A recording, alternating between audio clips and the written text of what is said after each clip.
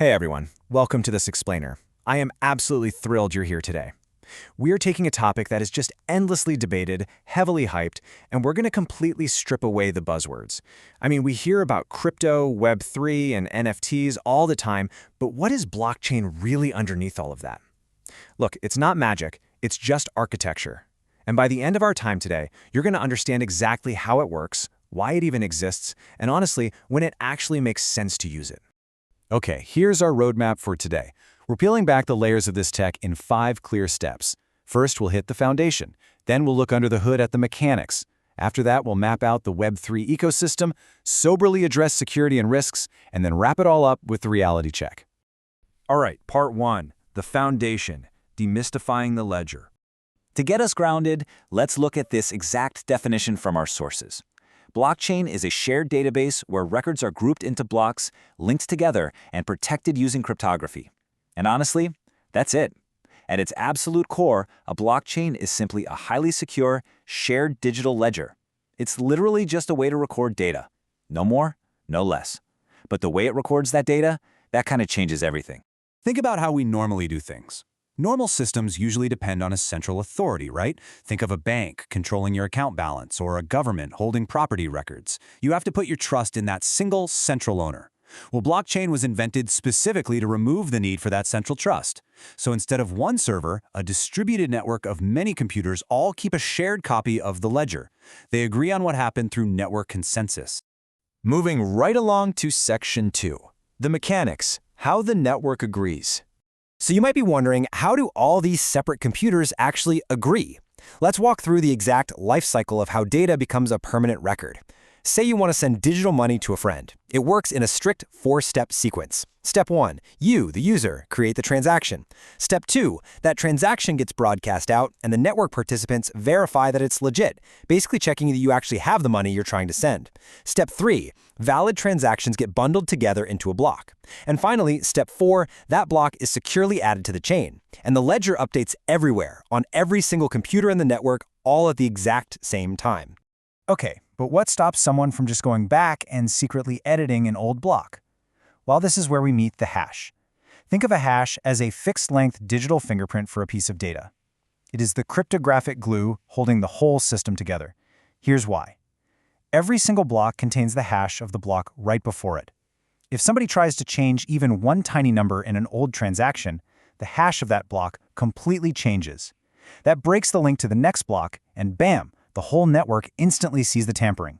It makes unauthorized changes incredibly difficult and, frankly, way too expensive to pull off.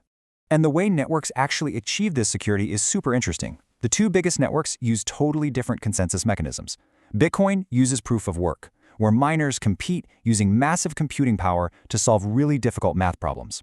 It's incredibly secure for sure, but it uses massive amounts of energy, literally sometimes rivaling the power consumption of entire countries. Then we have proof of stake, famously adopted by Ethereum.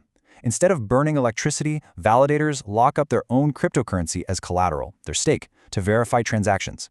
It's a lot more energy efficient, though it does bring up different risks, like wealth concentration. But ultimately, both exist just to make sure everyone agrees on the true state of the ledger. All right, section 3, the Web3 ecosystem, applications built on the tech. Now that we've got the underlying plumbing sorted out, let's talk about the stuff actually making headlines. The foundational building block of Web3 is the smart contract. Now, don't let the legal-sounding name fool you. A smart contract is just a piece of computer code running on the blockchain. It's a program that automatically executes rules without any human intervention whatsoever. Like, a smart contract could literally just say, if a user sends payment, immediately release this digital item. Boom. It removes the middleman entirely. But here's the catch. Running that automated code is not free. And this brings us to gas fees.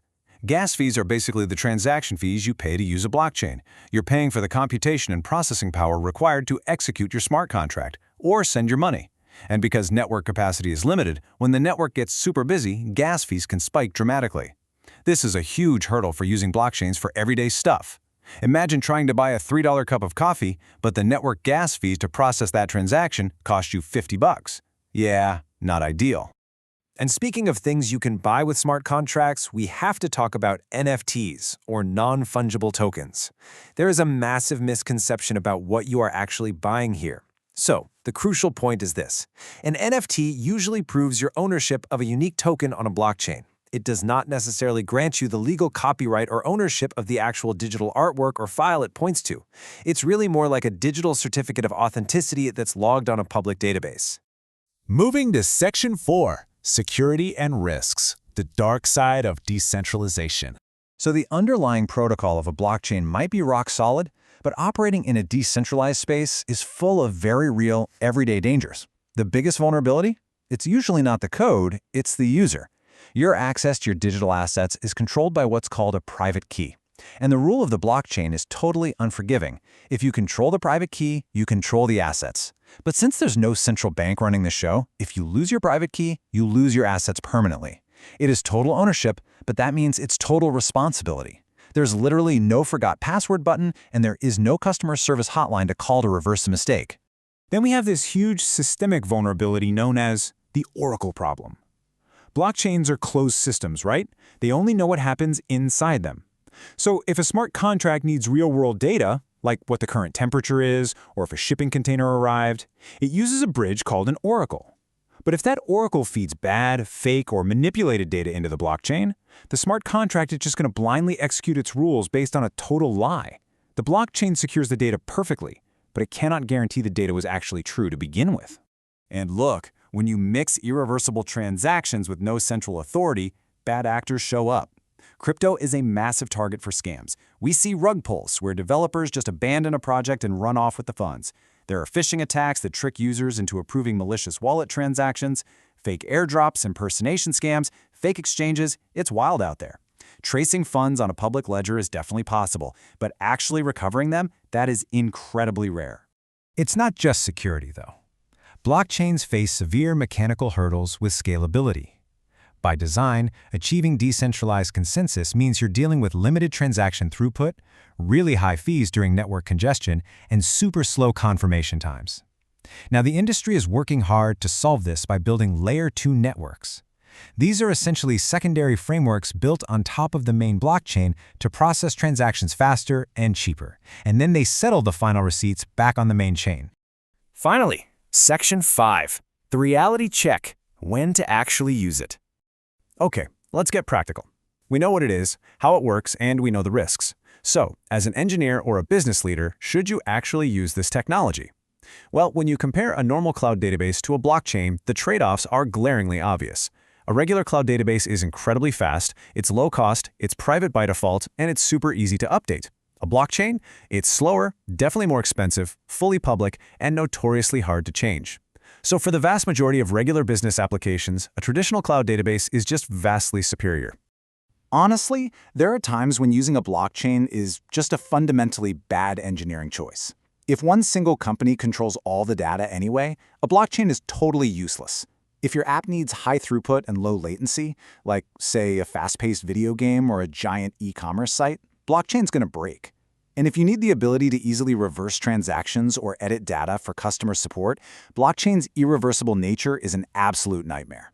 In these scenarios, using blockchain is almost always driven by marketing hype, not an actual technical need. So I want to leave you with this one simple filtering question. Whenever you're evaluating a crypto, Web3, or blockchain project, ask yourself, does this system actually require decentralized trust? Because if multiple parties need to share a tamper-resistant record and they can't rely on a central boss, blockchain is a brilliant revolutionary tool. But if not, it's really just an expensive, slow database. Thank you so much for joining me on this explainer today. Keep questioning the hype, keep learning, and I will catch you next time.